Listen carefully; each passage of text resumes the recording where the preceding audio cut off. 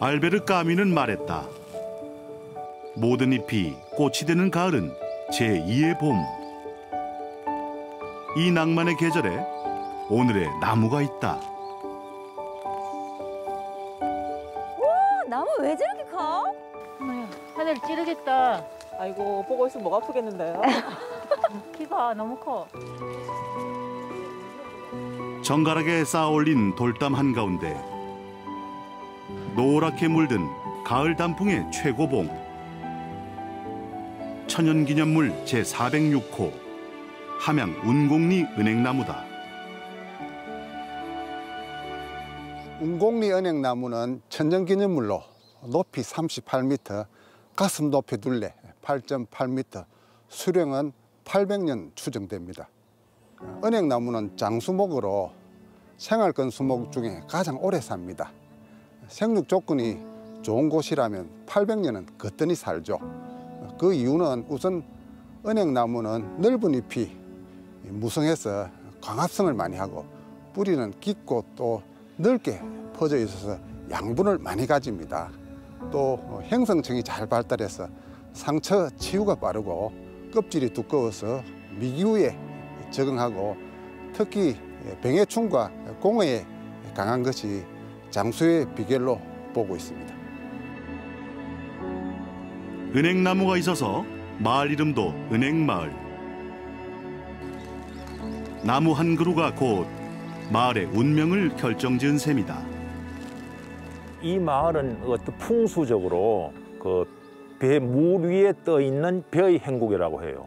그래서 당연하게 배 같으면 또 돛대가 있어야 됩니다. 그래서 그 돛대 역할을 하는 것이 이 은행나무라고 보시면 됩니다. 마을의 어떤 수호신처럼 모든 방향을 잡고 나아가는 그런 수호신처럼 그렇게 되어 있습니다. 그 일제강점기 때 그 마을 유지들이 그 선박용으로 팔기 위해서 이 나무를 베려고 그때 국리를 갖다 한 적이 있었는데 그때 그 이후부터 이 나무에 그 저녁마다 상여 소리가 나고 또 상두꾼 소리, 또 곡소리가 나고 또 흉사가 계속 일어났대요. 그 이후로 제사를 지내주고 정월정일에 제사를 지냅니다. 제사를 지내고 그 이후부터는 그냥 조용하게 지금 평안하다고 합니다. 마을의 상징이자 신목으로서 오랜 역사를 자랑하는 함양 운곡리 은행나무. 몇 해 전부턴 든든한 보초병도 세워졌다. 무려 41m 이르는 피레침이다. 이상하게 나무하고는 잘 안 어울리죠, 그죠? 이게 피레침입니다. 좀 의아해 하시겠지만 피레침입니다.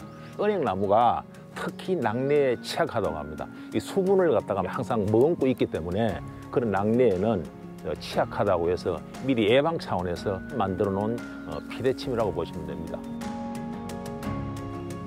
그런데 어째 허전해 보이는 낙엽더미. 구리구리 고약한 냄새의 은행 열매가 보이질 않는다. 운곡리 은행나무가 암나무니까 원래라면 열매를 맺습니다.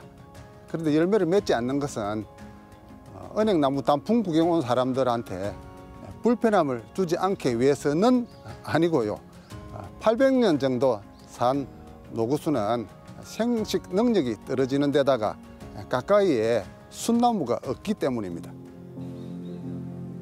지금은 전국 가로수의 30%를 차지할 만큼 주변에서 흔하게 볼 수 있는 나무. 하지만 그 탄생의 과정에는 반드시 사람의 손길이 닿아 있다.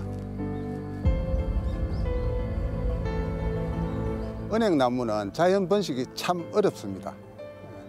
종자가 발화하기 위해서는 씨가 휴면에서 깨어나야 하는데 은행 열매는 그 휴면 기간이 긴데다가 휴면을 타파하는 발화 조건이 매우 까다롭습니다. 따라서 현존하는 대부분의 은행나무는 오래전부터 사람이 심어왔고 그래서 은행나무는 사람 손길이 닿지 않으면 존재할 수 없는 나무라고 불리기도 합니다.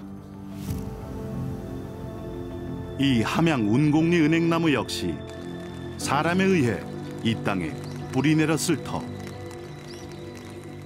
은행나무 이렇게 노랗게 물 들어가는 건 너무 좋고요. 그다음에 나뭇잎이 이렇게 깔려 있는 게 마치 뭐 융단 같다고 해야 되나요? 그래서 너무 포근하고 너무 좋아서 오늘 마치 가을 여행하는 것처럼 그렇게 느껴서 너무 좋습니다. 그 우리가 노구스를 많이 보러 가는데도 이렇게 이제 그 나무를 대접하듯이 이렇게 주위가 이렇게 자연스러운 돌담으로 이루어져 있고 나무에게 좀 그 대접하듯이 그 넉넉하게 폼을 내준 것 같아서 너무 운치고 좋아요. 은행나무 열매가 떨어져서 냄새가 나는 것처럼 나무는 10%의 유해성을 가집니다. 그러나 나머지 90%는 유익성 장점을 가지니까 장점을 생각해서 약간의 불편함이 있더라 해도 더 많이 나무를 사랑해 주셨으면 좋겠습니다. 짙어가는 단풍, 떠나야 할 때를 아는 낙엽, 허나 운치와 낭만을 잃지 않는 나무, 함양 운곡리 은행나무다.